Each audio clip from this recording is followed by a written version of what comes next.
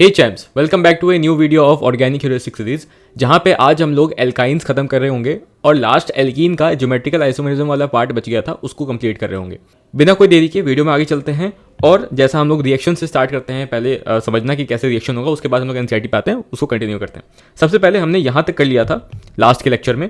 आज हम लोग 47 नंबर रिएक्शन से स्टार्ट करेंगे, जहाँ पे सबसे पहला रिएक्शन आपको दिखता है कि कैल्शियम कार्बाइड H2O के साथ रिएक्ट कर रहा है और यहाँ पे कोई भी दूसरा रिएजेंट नहीं लिखा हुआ है। जैसे ही आप ये पढ़ो ना कि कैल्शियम कार्बाइड है, H2O के साथ रिएक्शन है, आपके दिमाग में स्ट्राइक करना चाहिए कि अरे ये तो इंडस्ट्रियल प्रिपरेशन मेथड है एल्काइंस का। एल्काइंस में भी बेसिकली इथाइन का इंडस्ट्रियल प्रिपरेशन करने का जो मेथड है वो ये वाला है।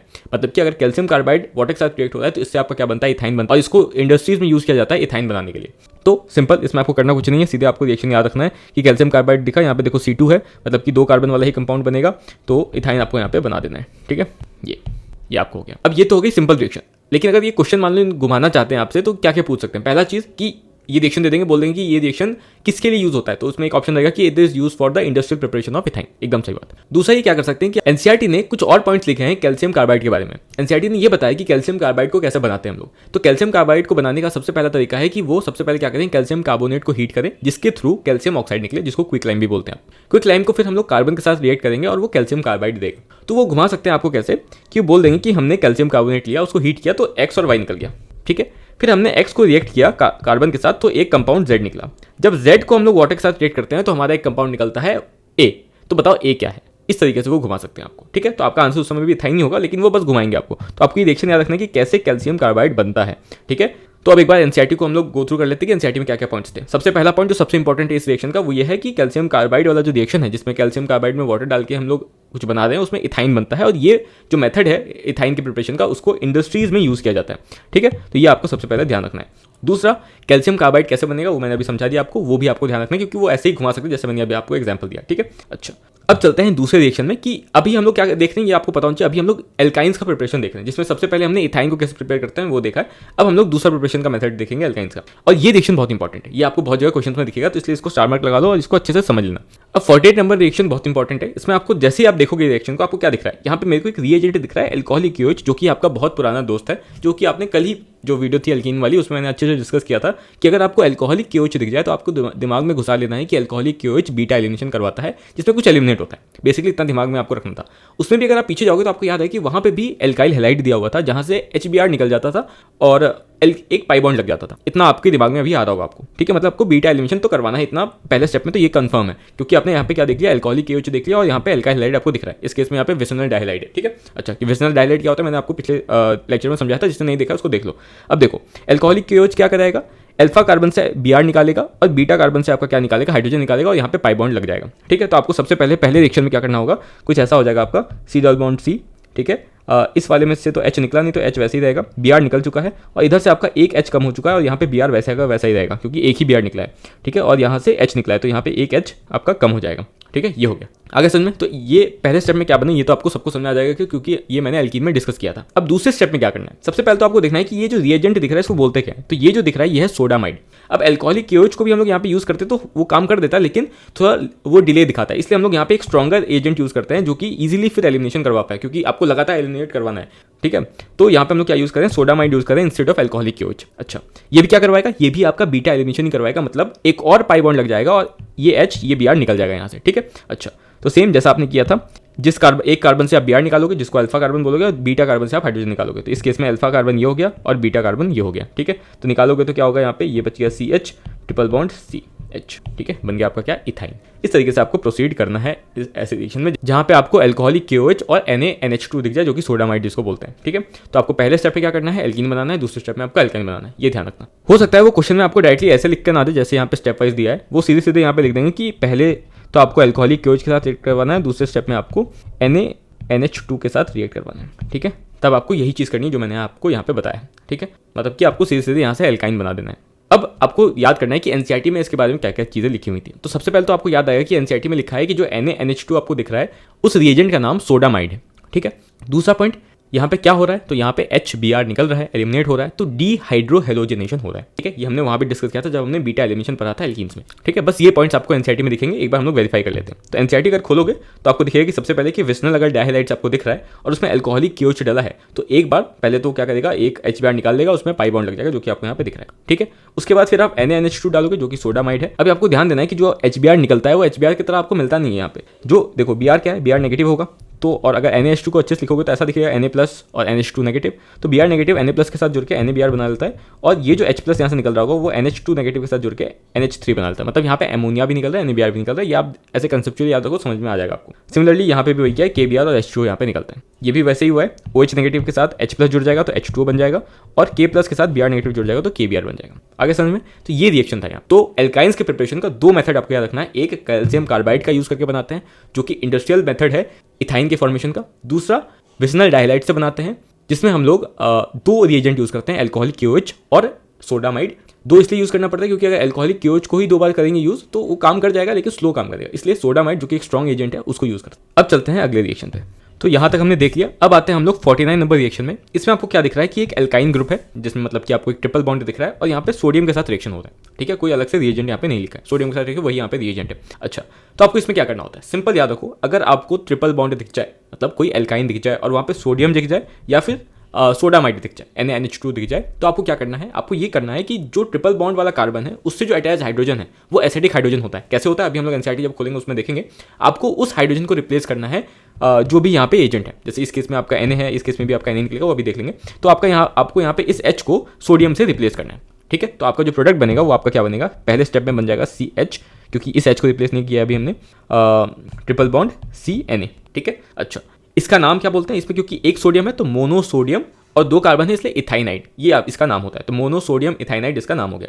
फिर दूसरे स्टेप में अब ऐसा तो नहीं एसिडिक हाइड्रोजन खत्म हो गया, क्यों, क्योंकि यहाँ पे ट्रिपल बॉन्ड से लगे हुए कार्बन से एक और हाइड्रोजन प्रेजेंट है, तो आप अगले स्टेप में इसको भी रिप्लेस कर दोगे, तो आपका अगले स्टेप में जो बनेगा फाइनल प्रोडक्ट वो बनेगा CNA। यहाँ पे ट्रिपल बॉन्ड C, यहाँ Na लग चुका था पहले से, अब ये हो जाएगा डाइसोडियम इथाइनाइड। ठीक है, तो ये आपका फाइनल प्रोडक्ट बनता है। तो आपको करना क्या है, जब भी आपको एल्काइन दिख जाए, मतलब ट्रिपल बॉन्ड वाले कार्बन से जुड़े हुए H दिख जाए और वहाँ साथ में सोडियम या फिर सोडामाइड के साथ रिएक्शन हो रहा है, तो आपको एसिडिक हाइड्रोजन को Na के साथ रिप्लेस करना, सिर्फ एसिडिक हाइड्रोजन को करना है, वो अभी हम लोग देख लेंगे इस वाले रिएक्शन में। अब आपको ये रिएक्शन दिख रहा है, तो यहाँ पे सबसे पहले आपको दिखा है कि ट्रिपल बॉन्ड है। ठीक है, क्या यहाँ पे एसिडिक हाइड्रोजन है, हाँ, तो ट्रिपल बॉन्ड वाले कार्बन पे एक H तो दिख रहा है हमें, इस वाले कार्बन पे H नहीं है, तो यहाँ पे कोई रिएक्शन नहीं होगा इस केस में, सिर्फ इस वाले H को आप हटाओगे, तो जो रिएक्शन आपका जो फाइनल आपका आंसर आएगा वो आएगा CH3C triple bond CNA।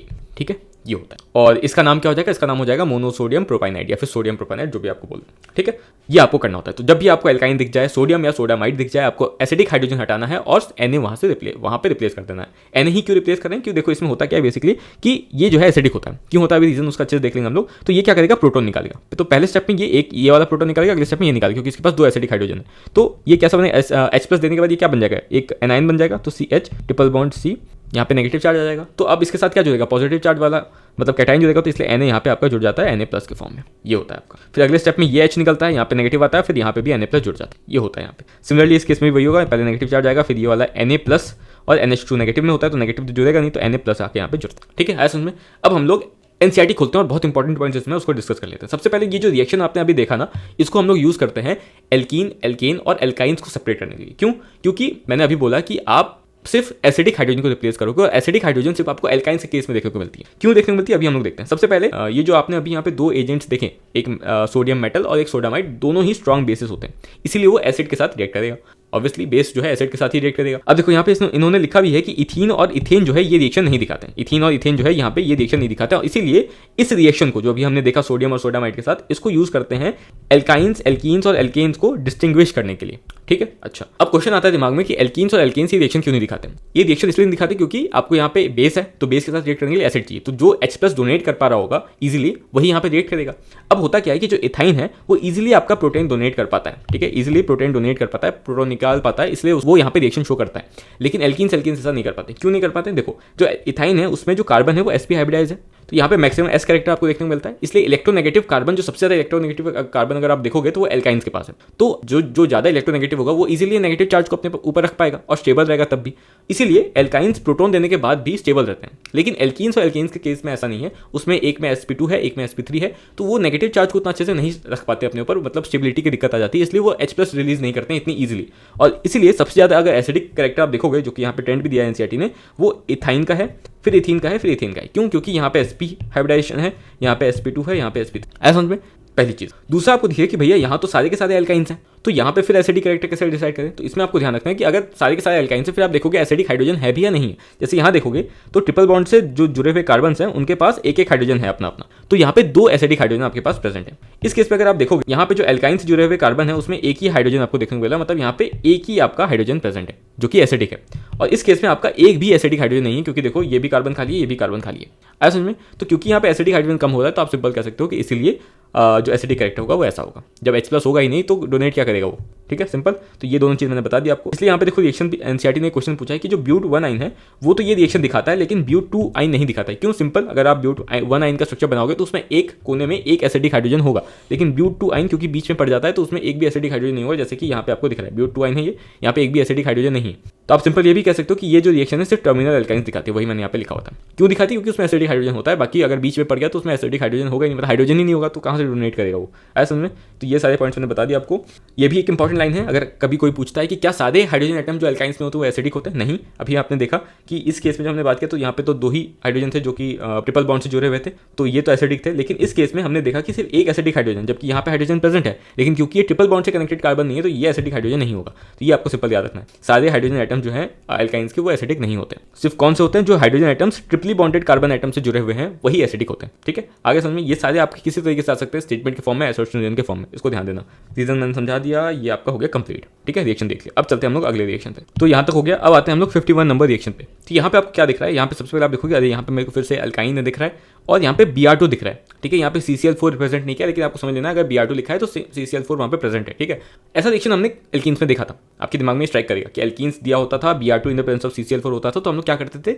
Vicinal डायहाइड्स बनाते थे, मतलब कि एक पाई बॉन्ड तोड़ते थे, एक पाई बॉन्ड को तोड़ते थे और Br को जोड़ देते थे, ठीक है। सेम यहाँ पे भी वही करना है, बस यहाँ पे 2 बार करना हो, क्योंकि यहाँ पे 2 पाई बॉन्ड्स है। तो एक बार आप पाई बॉन्ड को तोड़ोगे, एक बार आप क्या करोगे? पाई बॉन्ड को तोड़ोगे, तो आपका क्या बन जाएगा? CH3 C double bond CH Br, ठीक है। अगले स्टेप में फिर ये वाला बॉन्ड तोड़ोगे, आपका बन जाएगा CH3 C single bond CH Br पहले से था ही, अब एक और Br ऊपर लग जाएगा। तो ये आपका बनता है। सबसे पहले आपको याद आएगा अगर Br2 in the presence of CCl4 वाला रिएक्शन था तो उसमें उसको हम लोग किस लिए यूज करते थे? वो as a test for unsaturation use होता था। क्यों? क्योंकि उसमें पहले रेडिश ऑरेंज कलर रहता है और जब Br2 ऐड हो जाता है CCl4 से निकल के, तो अब CCl4 खाली है तो उसका जो कलर था रेडिश ऑरेंज वो हट जाता है, वो कलरलेस हो जाता है। वही एज ए टेस्ट हम लोग यूज करते हैं अनसैचुरेशन के लिए। तो यहाँ पे भी सेम चीज रहेगा। और रिएक्शन कैसे होता है ये आपको समझा दिया। पाई बॉन्ड तोड़ना है, पहले स्टेप में आपका 2 Br जुड़ जाएंगे, अगले स्टेप में और 2 Br जुड़ जाएंगे, लेकिन यहाँ जो है अलग अलग कार्बन पे आपको Br जोड़ना है, ये ध्यान रखना, ठीक है। एनसीईआरटी देख लेते हैं इसमें। तो एनसीईआरटी में आओगे तो सबसे पहले तो एडिशन ऑफ डाइहाइड्रोजन वाला रिएक्शन है, ये तो हमने पहले किया हुआ एल्कीन्स में, तो वो सेम ही चीज़ है, मतलब सारे पाई बॉन्ड्स तोड़ के यहाँ पे एल्कीन बनाया हुआ है, ठीक है। एडिशन ऑफ हैलोजेंस हम लोग देख रहे थे, तो ये टेस्ट फॉर अनसैचुरेशन है, सिंपल चीज़, मैंने पहले भी आपको बताया ये चीज़, और जो हमने अभी डिस्कस किया वही चीज़ है, इसमें और कोई खास चीज़ डिस्कस नहीं करनी है हमें। आगे चलते हैं अगले रिएक्शन पे। तो यहाँ पे आपको दिख रहा है कि अरे एल्काइंस फिर से आ गया और इस बार HBr है। क्या HBr से आपको याद आ रहा है कुछ? क्योंकि HBr से याद आना चाहिए, अगर याद नहीं आ रहा तो फिर गर्व है। HBr देखते ही आपके दिमाग में आना चाहिए कि अगर पाई बॉन्ड है HBr है, मतलब कुछ ना कुछ मार्कोनिकोव दिमाग में आना चाहिए। पेरोक्साइड होता तो एंटी मार्कोनिकोव आता, ठीक है। ये भी आना चाहिए कि पेरोक्साइड इफेक्ट सिर्फ HBr के केस में लगता है, HCl HI है तो नहीं लगता है। जिसको समझ नहीं आ रहा है वो एल्कीन्स जाके देख ले, ठीक है, अच्छे से मैंने डिस्कस किया। रिवीजन करके आना, नहीं तो फिर कोई मतलब नहीं है इसका। जो मैं बता रहा हूँ उसको बार बार रिवीजन में अपने डाल लो। एक बार आपने देख लिया वीडियो, आप रोज रिवाइज करने बैठ जाओ उसको, नहीं तो कोई मतलब नहीं है वीडियो, फिर ये देख के फिर भूल जाओगे। अच्छा, तो यहाँ पे आपको ये दिमाग में कि HBr है तो मतलब कुछ तो ऐसा ही होगा।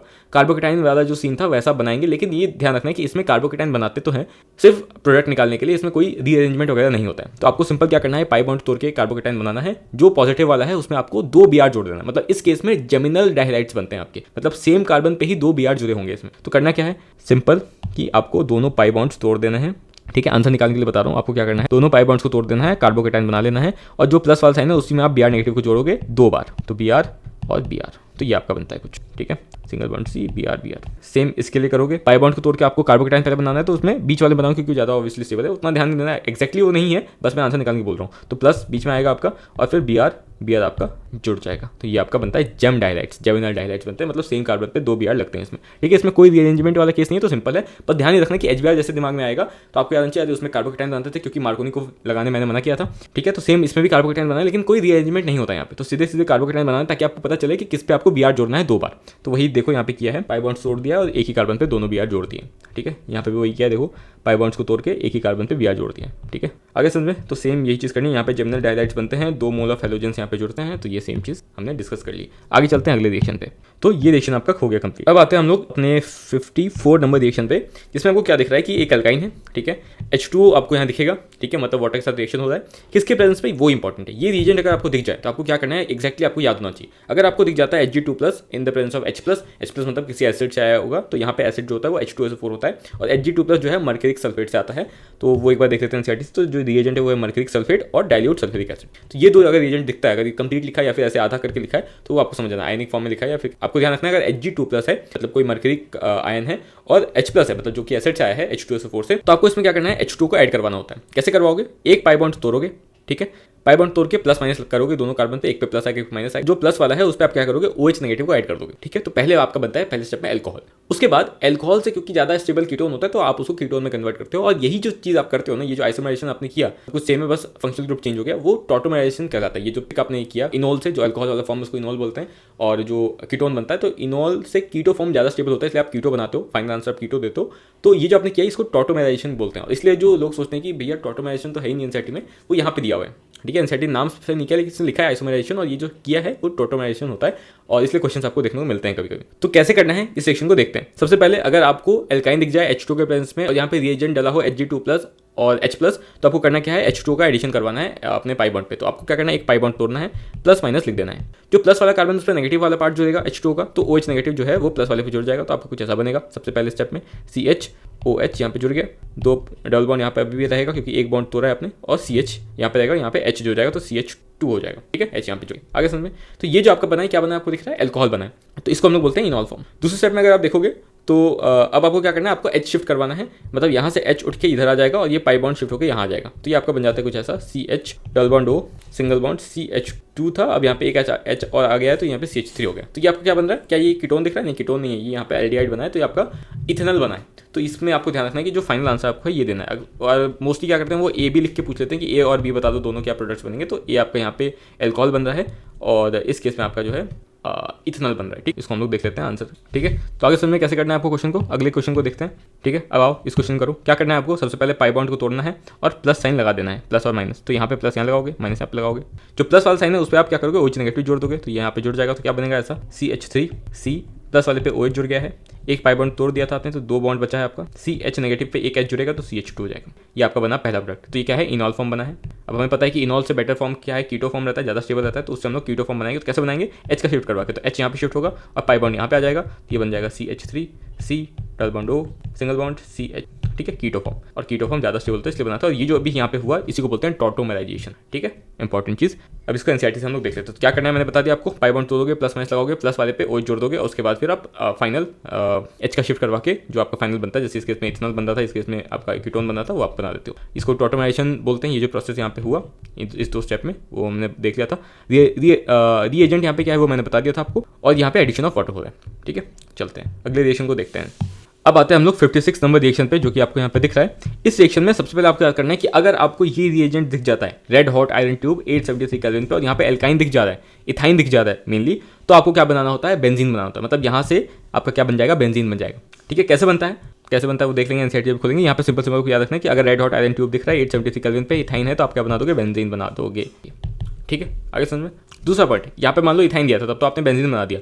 कभी कोई क्वेश्चन में क्या पूछ लेते हैं, यहाँ पे मान लो इथाइन ना देके यहाँ पे एक और CH3 ग्रुप लगा दें, ठीक है। अब इसका नाम बनाओगे तो ये अब हो गया आपका प्रोपाइन। अब यहाँ तो इन्होंने क्या किया था, इथाइन दिया था तो आपने बेंजीन बना दिया। कभी कभी क्या करते हैं, ये ज़्यादा कार्बन वाले एल्काइंस देते हैं, जैसे कि मान लो प्रोपाइन दे दिया, तब क्या करोगे, तो आपको ध्यान ही रखना है कि हमेशा 2 बॉन्ड जो एल्काइन वाले हैं, मैं बना के दिखाता हूँ आपको। तो मान लो यहाँ पे इन्होंने प्रोपाइन दे दिया है, तो CH3 सी ट्रिपल बॉन्ड, ठीक है। आपको ध्यान नहीं रखना है कि ये जो ट्रिपल बॉन्ड वाले दोनों कार्बन हैं ये तो आपका बेंजीन बनाने में यूज हो जाएंगे।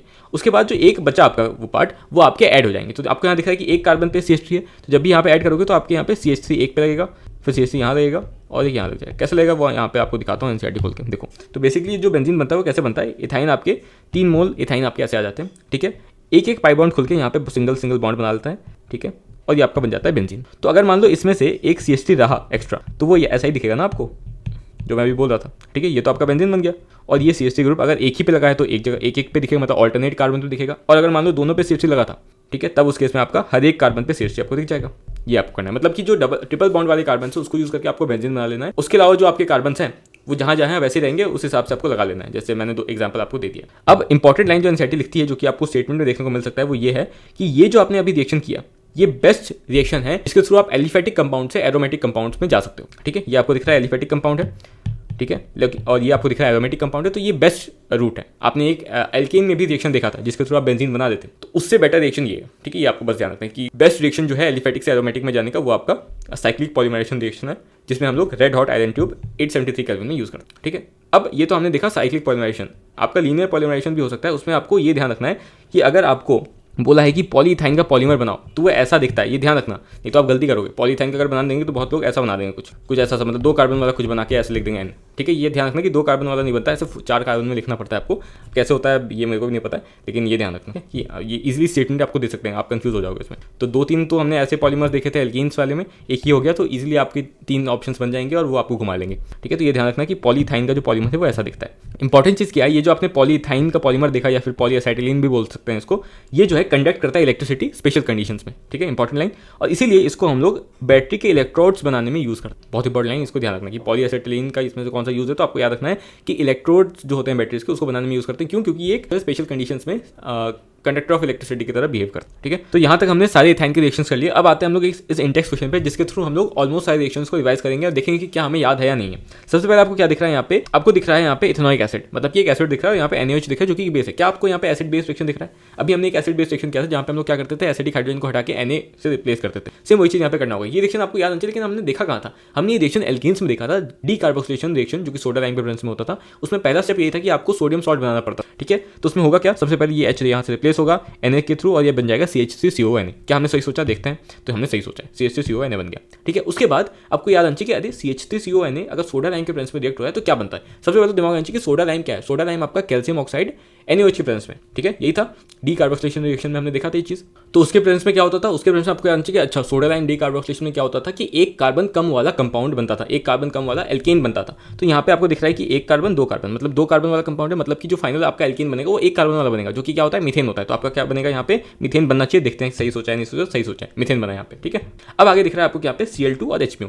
क्या हमें याद आएगा कि एल्केन में अगर Cl2 HMU के प्रेजेंस में रिएक्शन होता था तो क्या वो सब्स्टिट्यूशन रिएक्शन होता था, जहाँ पे H रिप्लेस होकर Cl से, मतलब जहाँ पे H को हम लोग Cl से रिप्लेस करते थे, फ्री रेडिकल सब्स्टिट्यूशन था, ये दिमाग में आना चाहिए। तो मतलब यहाँ पे एक H रिप्लेस होकर Cl लग जाएगा यहाँ पे, तो ये बन जाएगा CH3Cl, एल्काइल हैलाइड बन गया यहाँ पे आपका एक। अच्छा, तो देखते हैं सही सोचा नहीं सोचा। तो आप देखोगे यहाँ पे तो CH3Cl बन रहा है, सही सोचा है। अब आपको दिख रहा है कि अच्छा एल्काइल हैलाइड है यहाँ पे मेरा, एल्काइल हैलाइड है मेरा यहाँ पे, और यहाँ पे sodium in the presence of dry ether के साथ रिएक्शन हो रहा है। तो यहाँ पे इन्होंने तो लिख दिया वुड सेक्शन, तो हमें पता चल गया। बाकी हमें पता है कि सोडियम और ड्राई ईथर दिखे और एल्काइल हैलाइड दिखे तो हमें वुड सेक्शन करवाना था, जिसमें क्या करना होता था, हम लोग को रेडिकल बनाना पड़ता था, CH3 रेडिकल, और जो रेडिकल बनाना है उसको आपस में जोड़ देते थे। तो यहाँ पे आपका मिथाइल रेडिकल बनेगा जो फाइनल आपका जुड़ के क्या बन जाएगा, इथेन बन जाएगा। तो देखते हैं सही सोचा नहीं सोचा हमने। तो हाँ, यहाँ पे आपका क्या बन गया, इथेन बन गया, ठीक है। अब आगे देखते हैं, इथेन में हमें दिख रहा है कि Cl2 का रिएक्शन हो रहा है। तो अगर C2H6 के साथ आपका यहाँ पे Cl2 के साथ रिएक्शन हो रहा है, मतलब कि यहाँ पे फिर से हेलोजिनेशन होगा, मतलब कि एक H हटेगा और Cl लग जाएगा। तो ये आपका बन जाएगा C2H5Cl। देखते हैं आगे हम लोग, C2H5Cl बन गया, जो कि यहाँ पे हुआ था। सेम एल्का हैलाइड यहाँ पे भी आपका बन गया। अब एल्का हैलाइड में आपको दिख रहा है एल्कोहलिक KOH का रिएक्शन हो रहा है। तो एल्कोहलिक KOH के साथ रिएक्शन अगर हो रहा है तो आपको याद आना चाहिए कि एलिमिनेशन रिएक्शन होता था, जिसमें डीहाइड्रोहेलोजिनेशन होता था, मतलब H और आपका हेलोजन ग्रुप जो है निकलेगा, और वो निकालते समय हमको ध्यान रखना है कि हमें मोस्ट स्टेबल एल्कीन बनाना है। तो इस केस में हम लोग Cl, यहाँ तो 2 ही कार्बन है तो आपका एक ही बनेगा यहाँ पे प्रोडक्ट, तो Cl निकलेगा, इससे एक कार्बन से H निकलेगा, तो यहाँ पे आपका एल्कीन बन जाता था। तो यहाँ पे आपका एल्कीन कौन सा बनना है, 2 कार्बन वाला एल्कीन बनना है, तो आपका इथीन बनेगा यहाँ पे। तो देख लेते हैं सही सोचा नहीं सोचा। हाँ, तो आपका इथीन बन गया। इथीन में आपका Br2 ऐड हो रहा है, Br2 ऐड हो रहा है। तो कैसे होगा, पाई बॉन्ड टूटेगा, Br जुड़ जाएगा। ये कैसा रिएक्शन था, जर्मिनल आपका विसरल डाइहाइड्स बनता था इसमें। देखते हैं सही सोचा हमने या नहीं।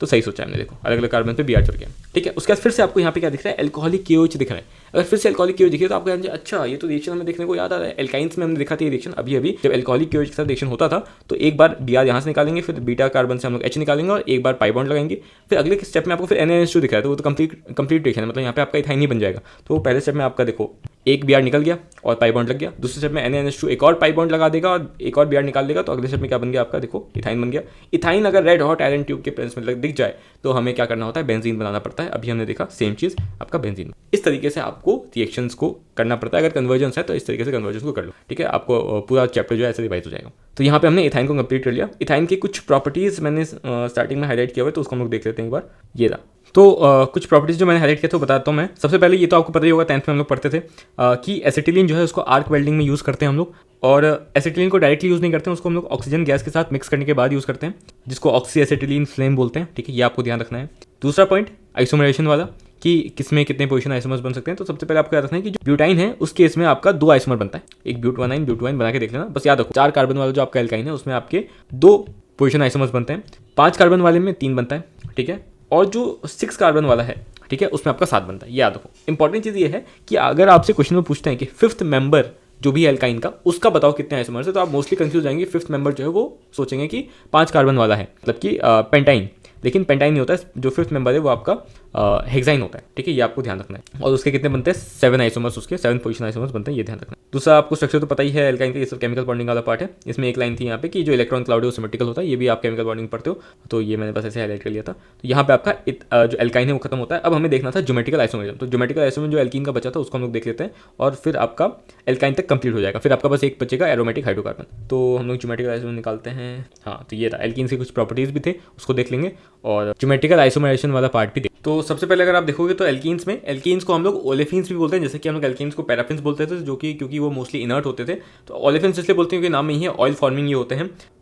इसका जनरल फॉर्मूला सबको पता है। पहला मेंबर जो इसका है वो, जैसे उस केस में आपका मीथेन था, यहाँ पे मीथेन नहीं होता है। पहला जो इसका मेंबर है वो इथीन होता है, जिसको इथाइलिन भी बोलते हैं। तो कभी अगर इथाइलिन आपको दिखता है तो कंफ्यूज नहीं होना है कि इथाइन नहीं है, ये आपका एल्कीन ही है। इथीन इसको, मतलब इसका IUPAC नेम इथीन है। इथाइलिन इथीन एक ही चीज़। अच्छा, इंपॉर्टेंट चीज़ कि आपने देखा था जब हमने एल्कीन्स के रिएक्शन देखे थे तो वहाँ आपने एक चीज़ नोटिस की होगी कि सारे जो मोस्टली रिएक्शन थे वो एडिशन रिएक्शन थे, इलेक्ट्रोफिलिक एडिशन रिएक्शन थे। अब ये इलेक्ट्रोफिलिक एडिशन रिएक्शन क्यों दिखाते हैं, इसका रीजन है कि यहाँ पे जो पाई बॉन्ड बनता है, आपको पता है पाई बॉन्ड जो है वो लेटरल ओवरलैपिंग के कारण बनता है, तो वो वैसे भी वीक बॉन्ड होता है। तो यहाँ पे जो वीक बॉन्ड बनता है, जो आपका वीक पाई बॉन्ड होता है, उसी के कारण जो उस पाई बॉन्ड में जो आपके इलेक्ट्रॉन्स है वो लूजली हेल्ड होते हैं, और इसी लूजली हेल्ड इलेक्ट्रॉन्स के कारण इलेक्ट्रोफाइल यहाँ पे अटैक कर पाता है इजीली, और इसीलिए वो इलेक्ट्रोफिलिक एडिशन रिएक्शन इजीली दिखाते हैं। तो आपका इजीली क्वेश्चन आ जाएगा यहाँ पे AR वो बना सकते हैं, जहाँ पे जो एसर्शन होगा वो बना देंगे कि जो एल्कीन्स है उसमें लूजली हेल्ड मोबाइल इलेक्ट्रॉन्स रहते हैं, और रीजन वो ये वाला दे देंगे आपको, ठीक है। तो इसमें कंफ्यूज नहीं होना है, ये आराम से आप कर लोगे। दूसरा इन्होंने ये भी पॉइंट लिखा है कि जो एल्कीन्स और एल्केन्स का अगर आप स्टेबिलिटी कंपेयर करोगे तो एल्केन्स ज़्यादा स्टेबल होते हैं। क्यों? क्योंकि एल्कीन्स में यही जो पाई बॉन्ड है इसके कारण वो उस पर इजीली इलेक्ट्रोफाइल अटैक करता है, और इसलिए वो स्टेबल नहीं रहते हैं, अनस्टेबल होते हैं। तो यही इस एल्कीन्स को अनस्टेबल बनाती है, भले ही एल्कीन्स पे बॉन्ड स्ट्रॉन्ग है एल्कीन्स के मुकाबले, ठीक है। तो ये आपको ध्यान रखना है। उसके बाद हम लोग आगे चलते हैं। तो ये हमने बात कर लिया पहला मेंबर क्या है वगैरह। फिर हम लोग देखते हैं, ये देखो आपको ऐसा क्वेश्चन देखने को मिलता है जहाँ पे सिग्मा और पाई बॉन्ड्स वो काउंट करने बोलते हैं। तो एनसीईआरटी में भी एक क्वेश्चन है, इसको आप देख लेना बना के कि यहाँ पे जितने भी यहाँ पे स्ट्रक्चर है इसमें इन्होंने सिग्मा और पाई बॉन्ड काउंट करने के लिए बोले, ठीक है। आप ट्राई कर लेंगे। अब आपको देखना है आइसोमेरिज्म, जिसमें एल्कीन्स में आपको ये ध्यान देना है कि एल्कीन जो है वो स्ट्रक्चरल आइसोमेरिज्म तो दिखाता ही है, साथ ही साथ ज्योमेट्रिकल आइसोमेरिज्म भी दिखाता है। एल्कीन्स के साथ ऐसा केस नहीं था, वो कंफर्मेशन दिखाता था और स्ट्रक्चरल आइसोमेरिज्म दिखाता, ज्योमेट्रिकल नहीं दिखाता था। क्यों नहीं दिखाता था? क्योंकि वहाँ पे पाई बॉन्ड नहीं होता, तो इसको इजीली रोटेट कर पाते थे। तो अगर रेस्ट्रिक्शन नहीं है रोटेशन में तो ज्योमेट्रिकल आइसोमेरिज्म नहीं शो होगा। एक तो ये आप समझ सकते हैं। तो एल्कीन्स तो देखो दोनों दिखाता है, ये आपको सबसे पहले चीज़ आपने यहाँ पे देख ली। दूसरा पॉइंट आप देख रहे हो कि जो ब्यूटीन अगर है तो उसमें कितने आइसोमर्स बनेंगे, तो 3 बनेंगे, ठीक है। ये आपको यहाँ पे दिख रहा है 3 आपके आइसोमर्स बनते हैं। वहीं अगर आप पेंटीन की बात करोगे तो वहाँ पे आपके 5 बनते हैं। अब ये पूछ सकते हैं इसमें, जैसे आइसोमर तो सब बता देंगे, मान लो आपको सामने आइसोमर बना के दिया हुआ है 1 2 3, और पूछ रहे हैं कि इनमें से कौन से चेन आइसोमर्स है, कौन से पोजीशन आइसोमर्स है, तो उसमें कैसे करना है। तो देखो चेन आइसोमर्स में क्या होता है कि जो मेन आपका कार्बन चेन का लेंथ है वो चेंज होता है। जैसे अगर आपको 1 और 2 को देखोगे तो दोनों में आपको ब्यूट दिख रहा है, और अगर आप खुद से बनाओगे भी तो आपको दिखेगा कि यहाँ पे भी 4 कार्बन वाला ही हम लोग मेन चेन लेंगे, यहाँ भी 4 कार्बन वाला, तो यहाँ पे चेन में कोई डिफरेंस नहीं है। तो ये चेन आइसोमर्स नहीं है। यहाँ पे आपको क्या किस में डिफरेंस दिख रहा है? आपको यहाँ पे पाई बॉन्ड के पोजीशन में दिख रहा है, तो ये पोजीशन आइसोमर्स है। इसलिए लिखा हुआ है कि 1 और 2 जो है वो आपके क्या है, पोजीशन आइसोमर्स हैं।